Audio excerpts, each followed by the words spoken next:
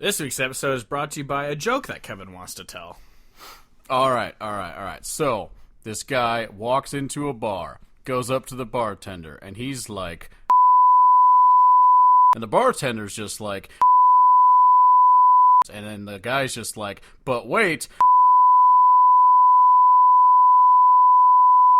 On Mount Olympus.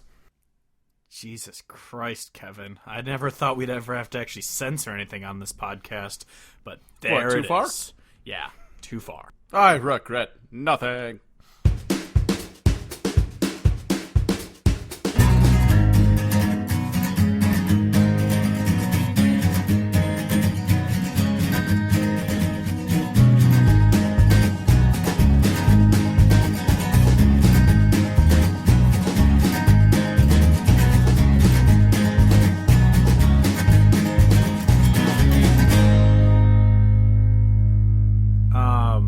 So wait, who'd you see?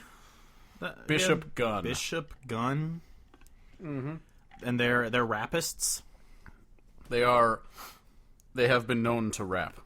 Oh, beautiful. Alright, anyway. Hello, welcome to Hodge Podcast, the official podcast of CountryHodgepodge.com. I'm your host, Steve Hodge, and joining me, as always, is my co-host, cousin, and lover, potty mouth, Mr. McGee, Kevin Hodge. Racist words. Don't make me censor you, James Gunn. This week we're going to talk about how Bebe Rexha killed the Billboard. Eric Church getting just misquoted and misrepresented due to a Rolling Stone article. And Kevin's going to talk about a concert briefly that we were just talking about. And then we're going to talk about good old Wheeler Walker Jr. So yeah, first I guess we could go back to the concert you were at yesterday or whatever. Yeah, so I was at good old Raccoon Motel. If you've ever listened before, we've mentioned it several times. It's this kind of dive bar type venue out here where we live. Maxes out at 80 people. Yeah, it's really cool. It's a great spot. And so yeah, I saw this band Bishop Gunn. And when you listen to their studio stuff, they got some songs that kind of feature some horns, and so it's kind of got this like bluesy rock and soul kind of deal. But when I saw them live, they were really good, but they were like really fucking jamming. Like they were, it was like very much more of a rock band than like a country rock band. But I would encourage everyone, check out the song "Shine" on Spotify. It's their top song. It's got a really great groove to it, and it was really good. And they were just one of those bands that were like really fucking good. They covered "Dazed and Confused" by Zeppelin, and they did a really good job. Like I feel like covering Zeppelin is one of those things that artists could do and do it poorly, and everyone would be like, "Why are you doing this?" But they actually did a really good job, and the guy's voice kind of sounds like Robert Plant, so it was pretty cool. If they're not covering "Stairway to Heaven," then what's the point? Because that's the only song that matters by... I'm pretty sure that's the only song that they recorded. Yeah, exactly. It's the only song I know by the legendary that one rock band and Zeppelin. that one and the remixes. Exactly. Yeah. Led Zeppelin does not have a long career of being an amazing band. All they are is Stairway to Heaven. Stairway to Heaven with the number 2. Featuring Boys to Men. I would listen to that. Who wouldn't?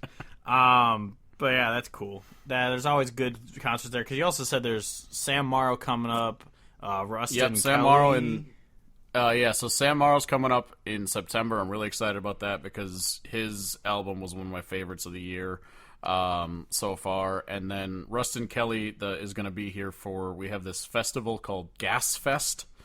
Where people are farting. Exactly, everyone just shits their pants. But that'll be in November, I think, and he's one of the guys. There's a bunch of other artists that were not announced for that, and I didn't recognize any of the other names, but more are gonna get Yeah, I didn't recognize announced. any of them either. Yeah, so we'll see how that goes, but I definitely want to see Rustin Kelly. So even if I have to buy like a day pass and just see the Rusty Trombone, then I will, because I think he is awesome. So Yeah. excited about that. And I think his album will be out by then. Too, because I think his album comes out this fall. I don't know. Well put. Sam Morrow, actually, a couple of songs came on my daily mix today when it just went rando radio after like the 20 songs or whatever that are on it. And I forgot how much that's such a great album, but I forgot how much I fucking hate the song "The Good Old Days." It's such a stupid song. I cannot stand it. You're a good old fuck but you. we don't need to go into that because whatever. So Bebe Rexha proved that, as we talked about last week with how we were just saying that like number ones don't matter anymore, that now that like Gooch has beaten King George. Well, it just goes to show you that they definitely don't fucking matter, because a song that's not even playing on country radio but they're saying is country, so it counts, just beat it beat Sam Hunt's record that he broke previously, which is also an abomination. But it beat a record to go as the longest, consecutive weeks in a row at number one or something like that? Yeah, some sort of thing like that. And I think I also read that it's also due to how they track, like, listens and shit now. So I think it's like, since it's still being streamed, it still counts or some shit like that. Well, it's also so it's saying, like, even if it's on pop radio. Process. Even if it's on, like, pop radio. And so the whole process is fucked up now. Obviously, our whole stance for a while has been who really gives a shit about the radio because of said nonsense. Yeah. But it is still disheartening every single time one of these stories breaks and they talk about it. Like, yeah, well, this happened and this record's dead. And, so it's just kind of like, well, that sucks, because before you know it, all of the things in the different, quote, record books are all going to be nonsense, and it's going to be like, all right, well, what the hell? Yeah. Like, not that I even really care, but it's, I don't know. Yeah. It's kind of bullshit. No one's going to know who Bebe Rexha is in 5 years, let alone 30 years. Yeah. So, even though... I don't know if that's entirely true, because I think she does have a big pop following. But no one will know her as... All I know is that she's, quote, country super person. hot. Yeah. Anyway, yeah, so fuck Bebe Rexha, fuck Gooch. Gooch fuck. There's no limits except for that joke you told earlier to this episode because of who we're talking about.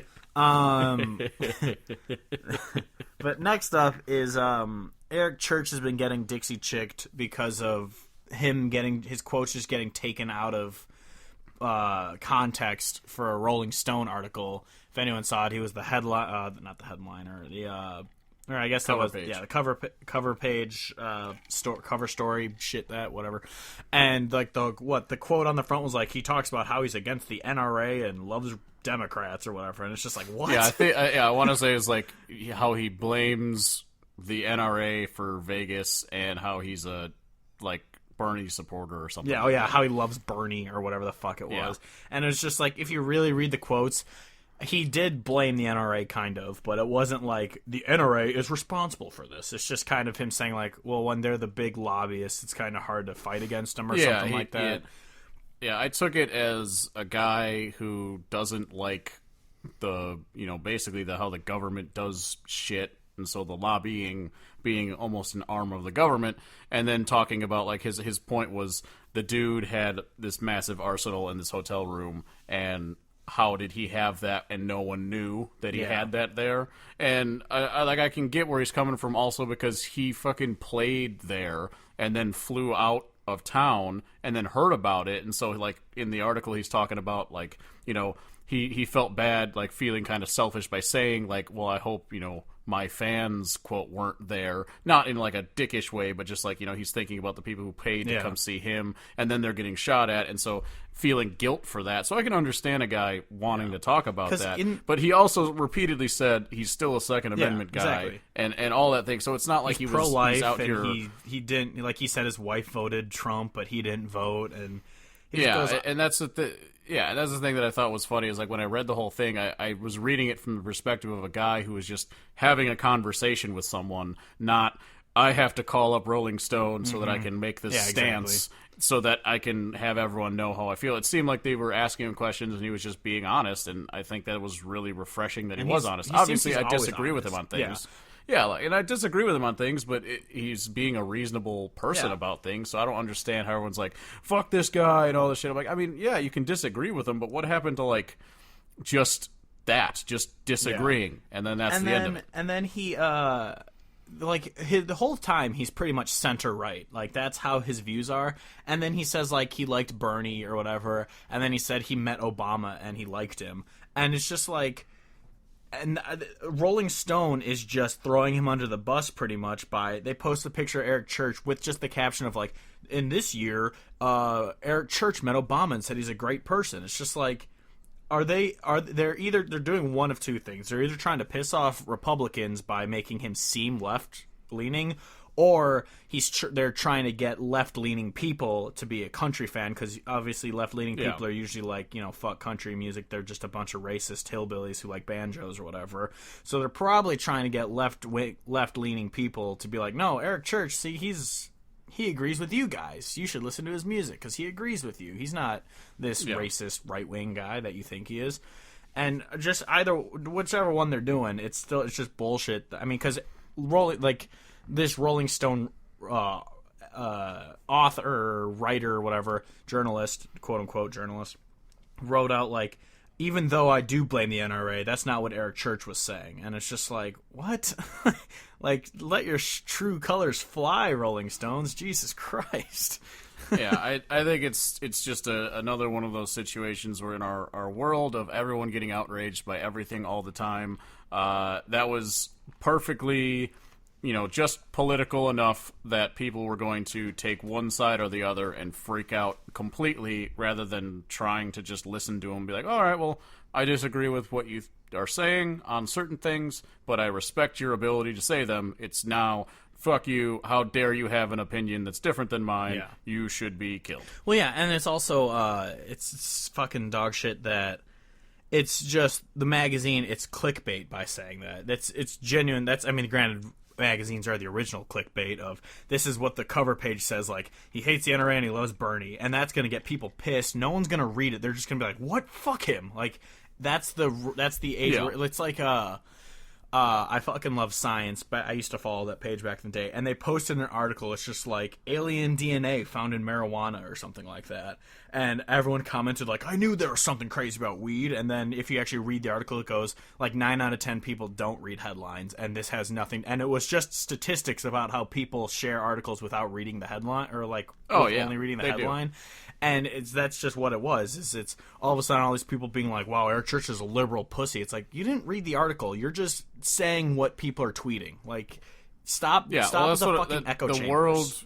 The world allowed clickbait in the current sense of clickbait to even exist because of this trend of passing along information without reading it, or seeing a headline and sharing it and all that shit. And it's annoying, but like I said, I like Eric Church's music, even if he was coming out and being really hardcore one way or the other. I still like his music, and I'm able to differentiate between the music and the guy, and I still respect his ability to voice whatever opinions he wants to about whatever. Yeah, I wouldn't give a shit if he was a left-leaning liberal. As long as he's putting out good music, I don't care. Well, exactly. I don't give a shit. Because people forget that there was this magical time called 2015 where political leanings didn't kill people's careers.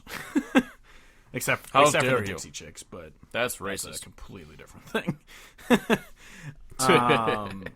But yeah, so that's just dog shit. So this week, purely because of the episode number, we wanted to talk about 69. We wanted to talk about Wheeler Walker Jr. because honestly, when we started the podcast, I just kind of numbered out the episodes and we kind of listed who we wanted to talk about, and so we just kind of go down that list. And when we got into like the 50s, I was like, oh, I got to save 69 for Wheeler, because that was, I think that was back like right when old Wheeler came out, and I was just like, oh yeah, we got to talk about that. But since then, I just don't give a shit about Wheeler. Like, I just don't care. I just, at this point, it's like, I don't know, I respect the shtick, and then, spoiler alert to anyone who's listening who is afraid of the fourth wall being broken, but I respect the shtick from the perspective of Ben Hoffman, the comedian, who has an appreciation for country music. Like him being a comedian who really likes country music, and so he wanted to make, music that is actually country sounding, but then he's doing it from a a satirical perspective. Yeah. I respect the hell out of that, and I do think he has certain songs that kind of have a cleverness to them, but there is certainly a I find it tiresome to listen to too much in a row. Because even though each one has very clever lines in them, they are pretty much the same fucking song over and over. That's the thing. I feel like he's really gotten this trend where he's like, the word pussy is my word, and I'm using it all the time. I feel like if he diversified and started saying other things, he could still be, overly sexual or whatever. But it seems like every word or every song, he's just like, okay, this is where I'm going to put a line about pussy, and this is where I'm going to put a line about pussy. It's like, dude, like you have, especially like, so the one song that comes to mind first is Summers in Kentucky, is like a legitimately good country song, and then it seemed like he was like writing it, and then he's just like, all right, I haven't dropped the pussy bomb yet, so here it is. And so like it's one of those that I still feel like you can listen to that song and be not paying attention too much, and you could totally miss it. And it's a really well done song. But then it's just kind of like it like sticks out like, oh shit, okay, there it is. I mean, it's hilarious, but I mean, it's also just it is what it is. I think it's just another example of a guy who got lost in his character, because it is kind of getting to the point where now it's just Ben Hoffman talking, but it's just him through the lens of Wheeler, because he gets like political on Twitter and stuff. It's like a comedian shouldn't, or like a satire character should just be sticking to his shtick. But all of a sudden he's like going on Twitter and like throwing out political leanings and shit. It's just like, leave that for Ben Hoffman. Like he's kind of Andrew Dice Claying. He's Larry the Cable Guying. Those guys are just characters that comedians created, and suddenly they have to live as that character because it took off more than their actual self. And it's just it's just annoying that like he's doing that. Like he'll go on podcast, like he was on a Tom Segura's podcast a little bit ago, which, as we've said before, is a hilarious podcast. You should listen to it. It's called Your Mom's House. But he was on it and he was talking about like, I got a girlfriend now. It's like, no, Ben Hoffman has a girlfriend, or Huffman. I think it's Hoffman. It's spelled Hoffman. Yeah, I don't know. But he's like, no, Ben Hoffman has a girlfriend. Wheeler Walker doesn't exist. Like. Well, and that's the thing that I thought was funny, because pointing out another song, the song "Fucking Around," I think is hilarious, and I think it's well done. Nikki Lane. And that's and it's got Nikki Lane on it, but on the album it's credited as Casey Walker, and so it's clearly this, it's the shtick going further, and it's really funny to like have it presented that way and have a really good artist like Nikki Lane sing it on, sing on it. There is clever stuff like that, but I just, like I said, and then also just. I just can't stand him on social media anymore, because all he does is bitch about Marshmello, which apparently is some DJ or something. And he has gone quite down the rabbit hole on that. And he bitches about the Walmart yodeling kid. Like, don't get me wrong, I think his music is terrible, but dude, you are a grown man picking on an 11-year-old boy. We can talk about how his music sucks, but we don't dedicate our Twitter to it. Like, I think it's interesting. Because, like you said, I feel like the character has almost it blew up more than I feel like he maybe like had it developed in his mind. Like to fucking live that all day, every day, go out on the road and be Wheeler so much, because so long. There's like 90% of his fans who don't know he's not a real person. Like, people think. Well, that's the thing. I thought Wheeler Walker Jr. was a person for the first, however many weeks I was listening to him, and then I realized, oh, this is just a dude pretending to be. But there are people who genuinely think Wheeler Walker Jr. is a person. And the thing that also I always think about is when he talks about his music as being, great and good country, and it's clearly country. You listen to the sound; it's traditional sounding country music. And then he goes on this, on tirades about how, he's making better stuff than everybody who's on the radio, and they're afraid to play me and all that stuff. And it's like, I like that as a satirical bit. but as it almost seems like he's actually complaining about it's how getting he doesn't to the get radio play. It's getting to it's kind of like, okay, it's starting to not feel like it's a bit anymore. And if it's not gonna be a bit anymore, then it's like, oh, is it really just singing about pussy songs? Like, dude, it's so much better when it's a satirical jab. Because I always think about it like from the perspective of Jimmy Buffett's got a song called "Why Don't We Get Drunk," and the line in it is "Why don't we get drunk and screw?" And the whole song is a satirical take on the fact that love songs were getting more and more graphic, and so he said, "Fuck it, why don't we just write a song called "Why Don't We Get Drunk and Screw?" And it's hilarious to think about it from that lens. Yeah. And that's how I always thought about the Wheeler songs, was from the lens of doing things overly sexual and parodying, tropes that are in country music. I think it's very intelligent and very well done. But once it crosses that line into this is the music, this is great, and it's just, I don't know. I feel like that fourth wall has to always be up and apparent so that you can be, this is what it is, rather than Wheeler Walker Jr. is a guy, he is making his own music, blah, blah, blah. I'm like, no, that's no. Yeah, and it doesn't help that when he goes on like other podcasts or even on his own, I haven't listened to his podcast in a long time because it got really old, but he would just he wouldn't know people's names who are on the radio now because he would just be like, no, I just like Waylon and Merle and Willie, like I just like that stuff. And so he's one of those guys who's living in the past, not really discovering, because in his mind he's like, I'm the best person out there right now. He knows who like Stapleton is and Sturgill, because I think he says what Sturgill's like a CIA spy or something like that, or like a Russian spy or whatever the fuck he jokes about. But like he just doesn't seem to like. And then he shit talks today's music, and then he goes on tour with Brantley Gilbert and Kid Rock. Like, you can't be living this whole fuck pop country, fuck this shitty country, and then go on tour with Brantley Gilbert, who jumped the shark after his second album, and Kid Rock, he's Kid Rock. Like, it's Kid Rock. Yeah, like Wheeler has to be his own act. He can't be opening for people. I mean, there are those weird shows where they have comedians open for bands, which I don't know why that's ever been a thing. But, like, he can't be a person who's seriously playing in lineups. He has to be, like, the one festival he was at, like, Dierks Bentley was headlining it, and then he was, like, the midnight tent after the festival. Yeah. It's like, that's what he has to be. He's not an opener. He can't be going out opening for Brantley Gilbert going, fuck you, bitch, you broke my heart, and, like... You can't do that. Although, sidebar to that song, I do absolutely love that song, and I think it's a tremendous breakup song because it goes to the place that so many breakup songs don't go to, where he just straight up says, "Fuck you, bitch, you broke my heart." And I just think it's hilarious. It's another one of those that he puts his comedic lines in there that kind of make it seem a little hokey about whatever. Yeah.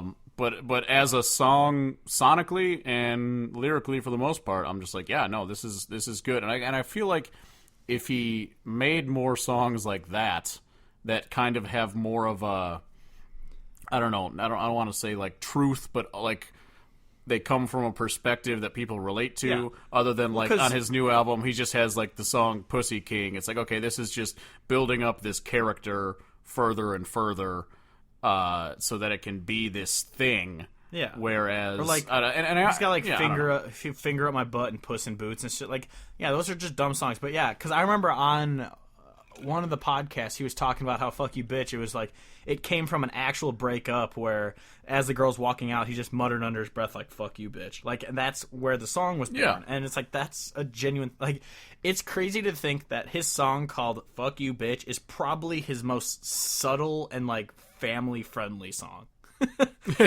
Like, it's because it's not. It's well, other than that one line in "Summers in Kentucky." Yeah, like.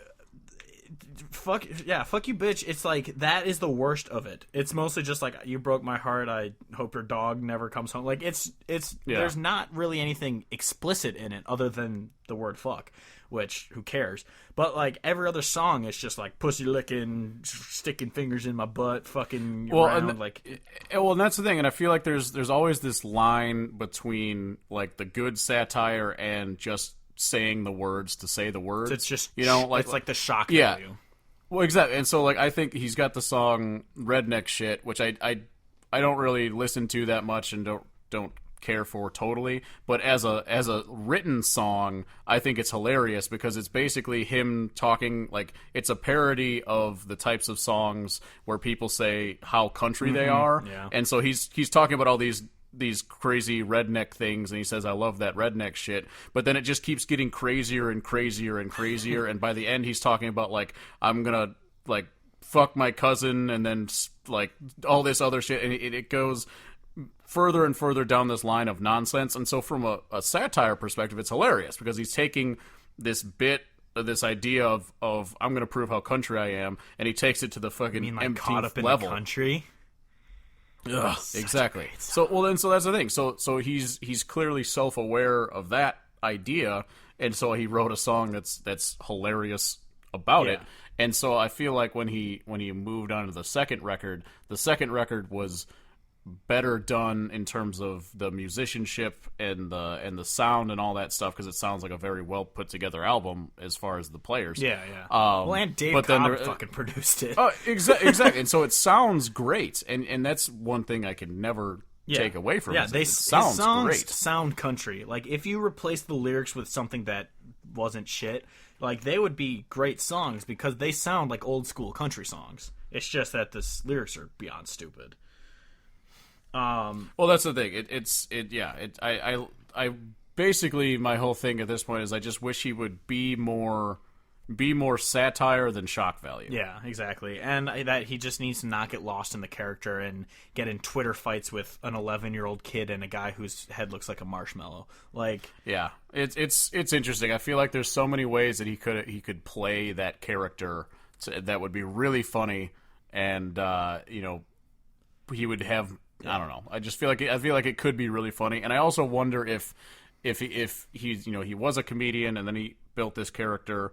If he started playing shows and he just like really liked playing music, and that's why it's gone to this level of more about this character being an actual musician. I wonder if he was just like, I don't want to do the Rodney Carrington. I don't want to be a comedian who also does music. Yeah. I want to do the music and actually do the music. And I feel like that's probably what happened, is that he wanted to do the music.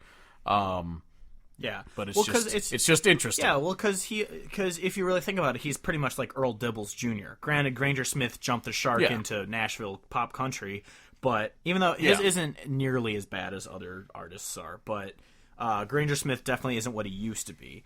But Earl Dibbles Jr., and thankfully, other than the fact that all of his concerts are featuring Earl Dibbles Jr., other than that, like, he keeps those characters separate. He's not coming out at, like, what Wheeler did. He's not coming out and being like, I'm against Nazis. It's like, everyone knows you're against Nazis. Everyone's against Nazis. Unless you say you are pro-Nazi, you are against Nazis. It's not that great of a stance to take. No one likes Nazis. I don't know. In today's day and age, you kind of have to tell everybody that you're anti-Nazi. Yeah. But though I do understand, like, because when you listen to, there are a couple episodes of Wheeler's podcast where people just ask him questions. Like, he has a hotline you can call and ask him a question.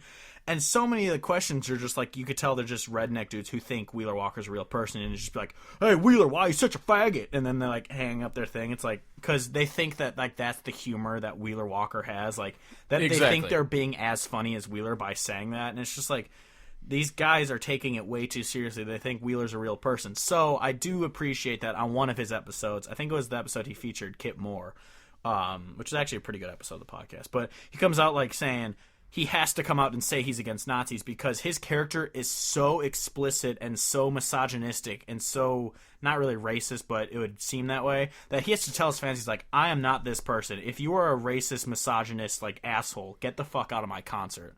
I do appreciate that because, yeah, a character like this, it could easily be taken the wrong way where some wife beater's thinking, like, this is my anthem! Like, and so it is good that Wheeler doesn't, like, cater to those people. He's like, no, fuck you people for being bad people. Yeah. Like, I'm not this person.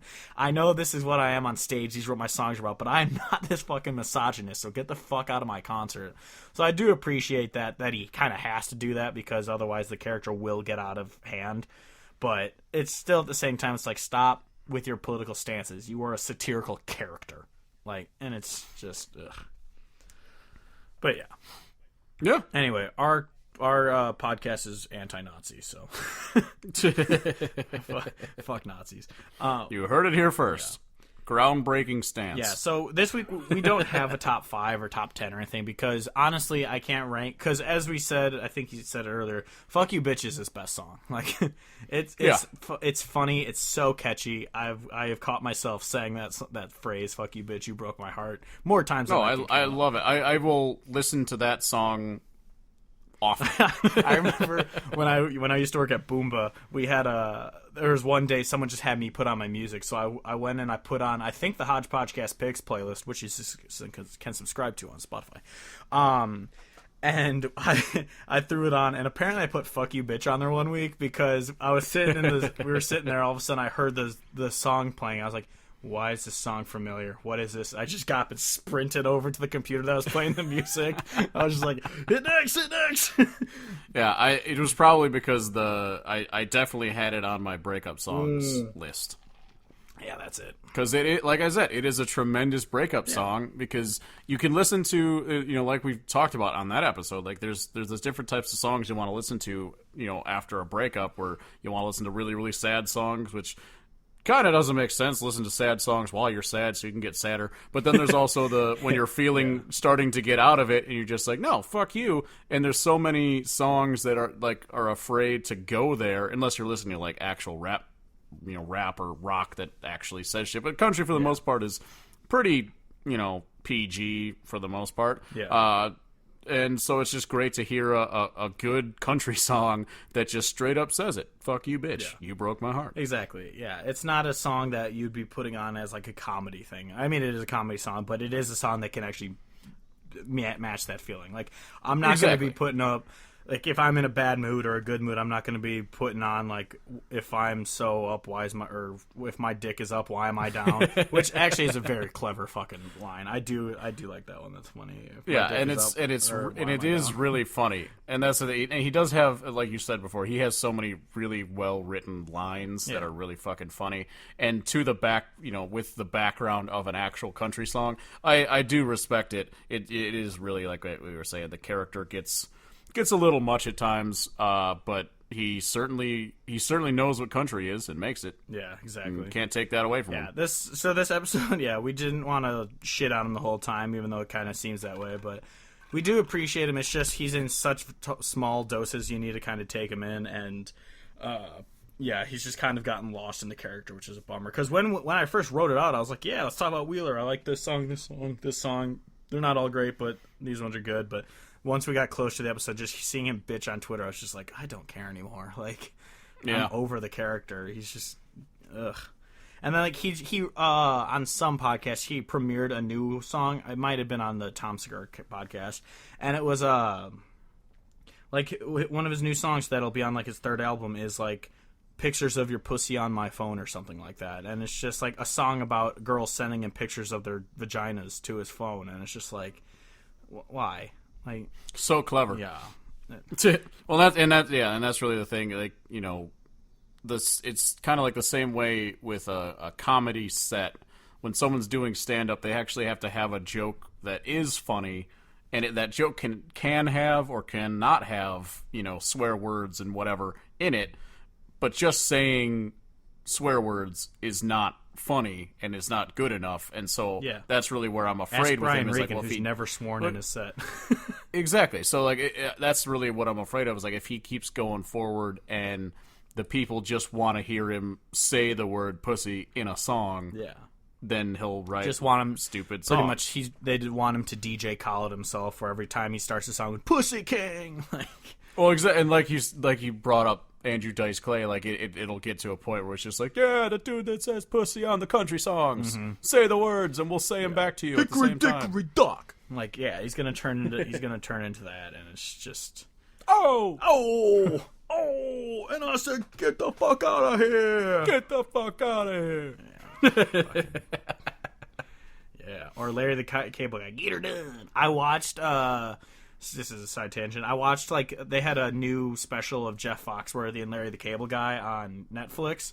And Jeff Foxworthy was funny because he's usually pretty funny. But I could not stand Larry the Cable Guy. I was like, how did people like this for so long? Like, his voice is just like, and I was getting the guitar in the game. I was just like, oh my God, like, this is terrible. I feel like it was one of those things that when it happened, it was so different. Yeah.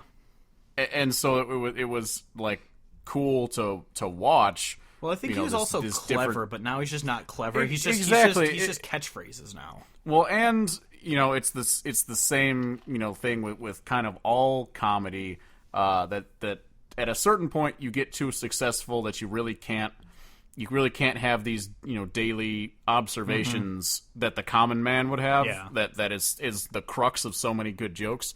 And I know, like Dave Chappelle's latest Netflix special, he talked about that a bunch of times where he's just like, I can't pretend I'm not me. I'm Dave Chappelle. Everyone knows who I am. Like he can't write jokes the way that he used to write jokes because he can't go through life being a normal guy anymore. I can't remember which comedian it was. They were on one of the many, many podcasts I listened to, and they were talking about, like, Brian Regan is, like, the best comedian out there, but people don't recognize him. So he can walk into a Starbucks and he can have that everyday conversation where he can get material from it. But they were saying, like, but I can't write a joke about, like, so I was flying coach over here. It's like, because I don't. I either fly first class or I'm on a private jet. Like, I can't write those jokes anymore. And so, yeah, I think that's probably what happened with Larry the Cable Guy. And it's not going to happen to Wheeler because he's not making that money. But I'm sure he is successful, but he ain't private jet successful. But yeah. Anyway, I don't really have anything else to say about Wheeler. I don't know about you. Just that I don't dislike him to the extent I feel like. Yeah, I definitely don't. We may have made it sound. Yeah, we definitely made it seem like we hate him a lot more than we do. He's entertaining. It's a shtick that I think has gotten a little stale. But yeah, and I think that's fair. Yeah. I think he's got a lot of cleverness to him, and I would love to see the cleverness continue to win out. I'd like to see a third album with some more clever songs, more so than, like, I like to eat pussy. Like, we get it. Yeah, exactly. But yeah. Oh, I forgot. I was going to say it up top that this was a conversation we want to talk about because 2 albums came out last week that are both phenomenal. I was even going to tease it, and it was going to make you very angry because I was going to say we're going to talk about how Kenny Chesney came back with a great album and how Cody Jinks' album disappointed me. And you're going to get very angry, but... Trigger! But, so first off, we'll talk about Kenny Chesney's first. So he released his album, Songs for the Saints, which is his best album, in my opinion, since Lucky Old Son. It's back to tropical Kenny. He's doing his thing. 100% agree. It's in my opinion, for sure, his best album since Lucky Old Son, and it might be his second best after Lucky Old Son. I love Road in the Radio and those older ones. Yeah, well, that's the thing. I do like a lot of his older albums, but this one, it was like from start to finish, I didn't want to skip any. Mm-hmm. I really liked the songs, and I firmly believe that Beach Kenny is the best kind of Kenny. I very much love Jimmy Buffett's music, so if you don't like Jimmy Buffett and you're like, I hate that he's sounding like a beach bum, like, okay, I'm sorry, and you probably won't like it, but I fucking love Jimmy Buffett, and I love the island things. I love it. And they were I think it was like Trigger's Saving Country Music's review. He's like, oh, this is what he has to do to be good. It's like, no, this is what he wants to do. This is his first record on this new album. On this new record label, and you can tell he did what he wanted to. He covered a John Bauman song, which is Gulf Moon. I didn't know it until later that's the one he wrote. And then he did Travis Meadows, which, as we said before, Travis Meadows' version is better. Even though it is good. Better Boat is good by Chesney. It's just better by. It's just so and not to shit on Kenny Chesney's version, it's just so much better by Travis Meadows because it's just so much more emotional. Yeah. And then he does the song with Ziggy Marley as one Jimmy Buffett. Like, you can tell this is an album he wanted to do, and he succeeded for it because Kenny Chesney's not pretending. he's a beach bum. He is a beach bum. He loves the beach. Like, you can tell that about Kenny Chesney. You can tell that, now that he has just an absolute assload of money, he spends so much time out in the islands and on the water and shit because that's what he wants to do. Owns so an him island singing in about Hawaii. and so him singing songs about going to the bar on a small island, like, that sounds very reasonable to me. That's something he would do. And it's also, you can't say that him going back to island music is what's making him successful, because he released that Pirate Flag album. I don't remember if it was called Pirate Flag or a different song that it was named after, but I don't remember what it was called. Life on the Rocks, I think. Life on a Rock. Yeah. That one, it was a beach album, but it wasn't that good. There were a couple good ones, like well, that was the thing. It was beach in the the lyrics, but the sound wasn't the same. He had some that were, but but it wasn't like this one where it actually feels like that kind of the soft rock reggae. I think the little reggae to it, and just the fucking steel drum, all that shit that you hear in a Jimmy Buffett album was on this one. And I feel like some of his recent ones that he's had island type songs just sounded like he was singing about islands, but still had all this electric guitar and other shit in it. Because his last album, I think it was called like Cosmic Alleluia or something. It had that one song that was really good. The first one of Life Lap Around the Sun or whatever the hell it was called. Like, that was a good one. Oh yeah. And then the rest of it was just that shitty contemporary country sound, and it was just a bad album. So this one was, you could tell he wanted to make this album, and this is what he like. There's no one being like, "Oh, Kenny, you got to go back to beach because that's what's gonna sell." It's like him just being like, "No, let me do what I want. Like, this is the album I want to make," and you could tell. And it was a fantastic album for it. So glad that Chesney's back. I liked it. I liked it a lot, and I think it's awesome that going into this year, I was like, it's going to be a great year for releases because of all the people we knew that were going to release music. But Chesney was not on my radar at all. And I feel pretty confident saying, like, by the time the end of the year rolls around, this probably will be one that I think about in the top 10 of albums of the year, because I really love it. It'll definitely be on our top 100 list. Which is a fucking shocker to me that would have happened. Like, if you would have told me that in January, like, Kenny Chesney's going to come out with a new album, you're going to think it's amazing. I'll be like, yeah, you're full of shit. But... So, as I said, Cody Jinks released his album Lifers, his long-awaited album. And the reason why it disappointed me is because his albums are normally like 15 out of 10. This is only like a 12 out of 10 for me. Like, it didn't live up to the hype. It's still a fantastic fucking album.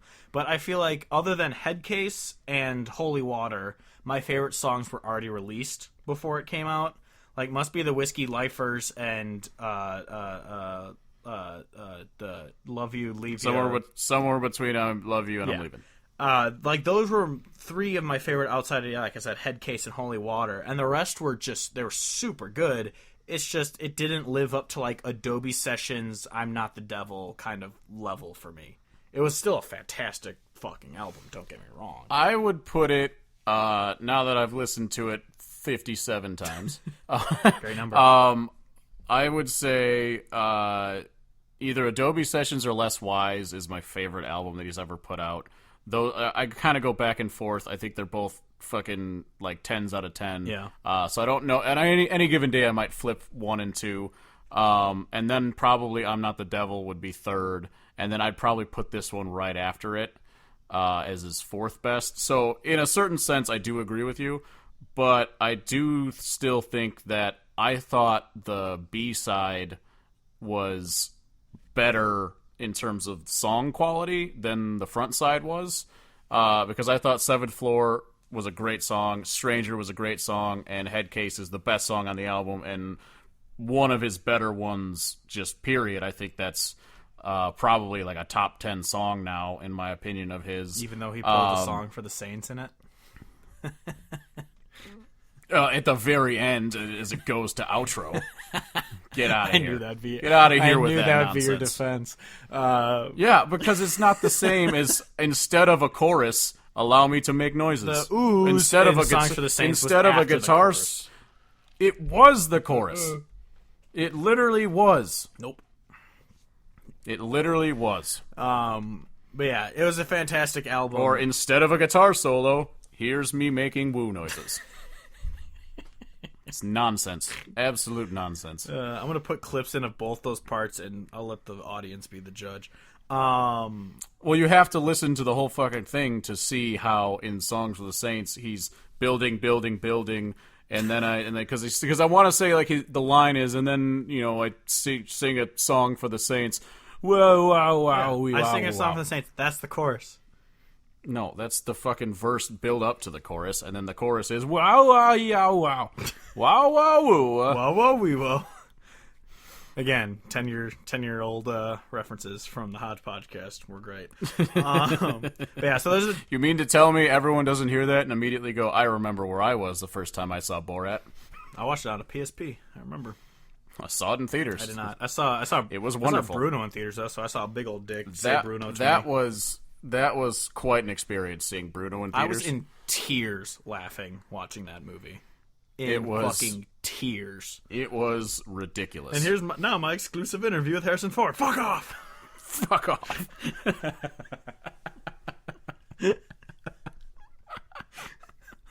Oh shit! I watched the first episode of that show that he's got on like Showtime or whatever. Is that the one with like the super racist people? Like, well, so he dresses up as random characters and interviews people who are like actual people, and basically just tries to get them to say their most nonsensical takes about things. And it was really fucking funny because people were getting all pissed off. Mostly those on the right were getting very pissed off that he, quote, like lied to people to get them to say things about guns. But he really he got these people to get all riled up about guns, and then he pitched this idea to them, like, will you be in a like a public service announcement or like an advertisement type deal for arming preschoolers, and we're gonna have all these like teddy bears and shit with like handguns in them, and we're gonna show the kids how to use this teddy bear handgun. Was that the one where he's like, we want to arm hilarious. Preschoolers, and the guy was like, well, I was thinking like 8 years old, but all right, that works too. And it's just like... exactly, and so that was the thing.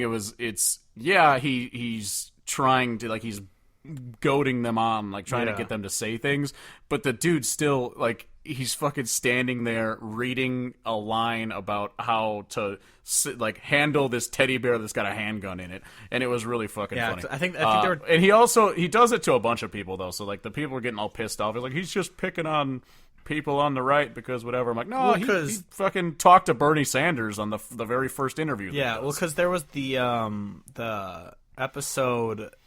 I think they talked about it on Rogan, so I just heard about it. But there was like an episode where he talks about like opening the world's largest mosque in like Alabama or something, and this one racist ass dude walks up. He's like, "I don't like them Islams. We already have to put up with the blacks," and it's just like, whoa.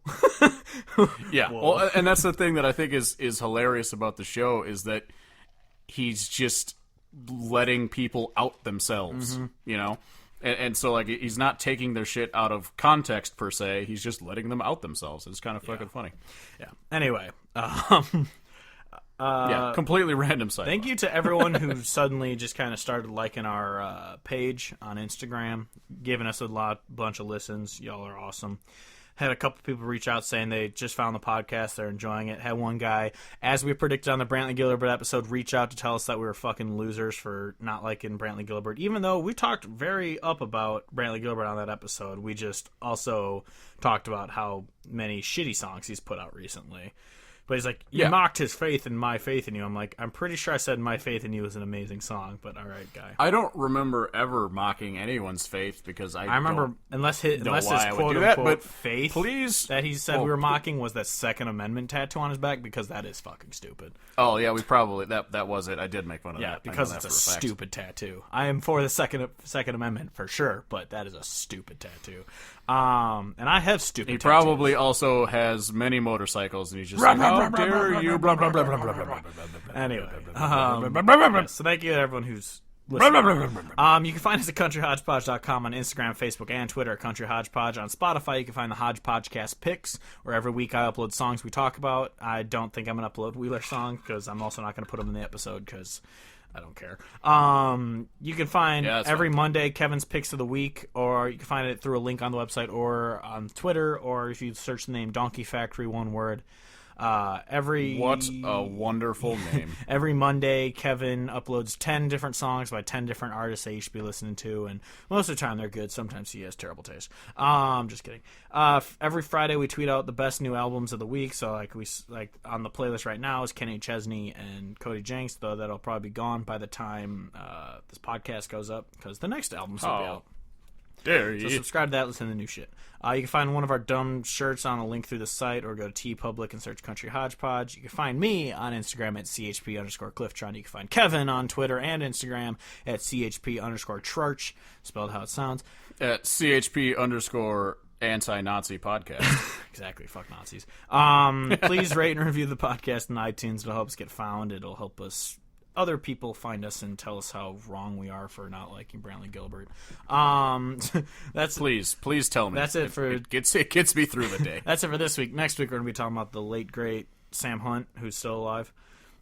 So until next week, I am Steve Hodge, as always, joined by Kevin. I'm saying goodbye, good night, and I'm the Pussy King. I love you.